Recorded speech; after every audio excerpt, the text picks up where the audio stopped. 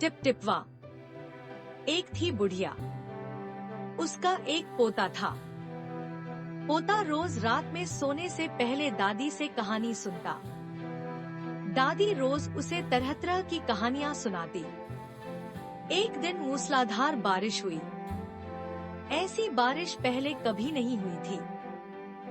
सारा गांव बारिश से परेशान था।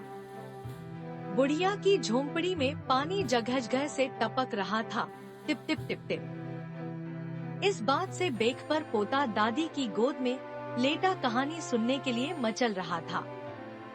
बुढ़िया खींचकर बोली, अरे बचवा, का कहानी सुनाए।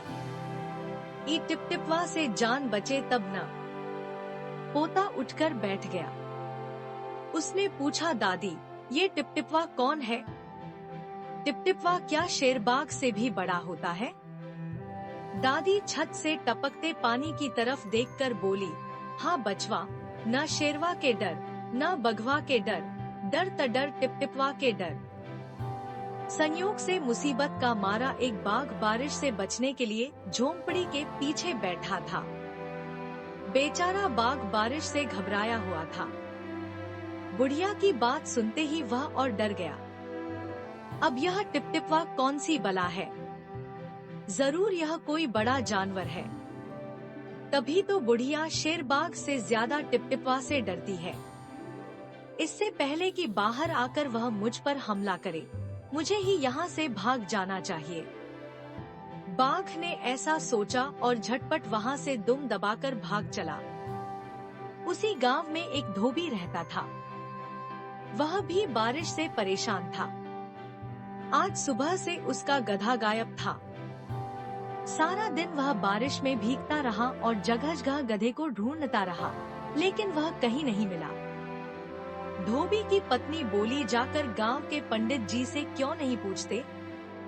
वे बड़े ज्ञानी हैं। आगे पीछे सबके हाल की उन्हें खबर रहती है। पत्नी की बात धोबी को जंच गई।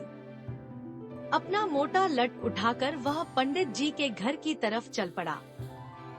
उसने देखा कि पंडित जी घर में जमा बारिश का पानी उलीच उलीच कर फेंक रहे थे।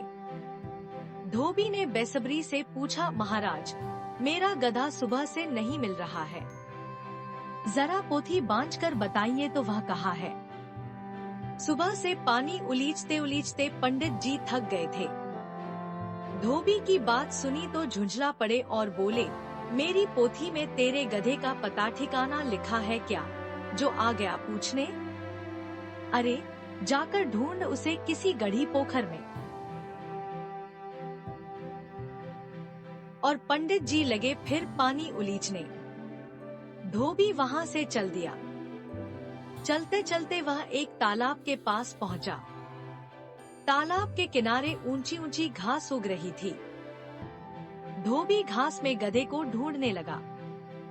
किस्मत का मारा बेचारा बाघ टिप टिपवा के डर से वही घास में छिपा बैठा था। धोबी को लगा कि बाघ ही उसका गधा है।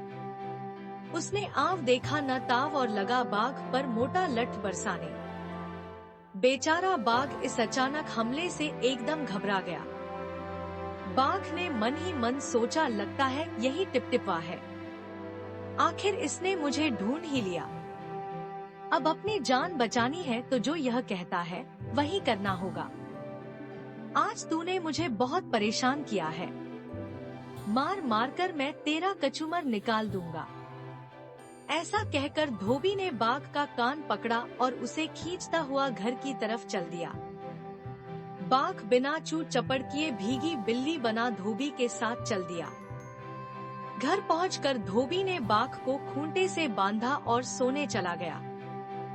सुबह जब गांव वालों ने धोबी के घर के बाहर खूंटे से बंधे बाघ को देखा, हैरानी से उनकी आंखें खुली रह गईं।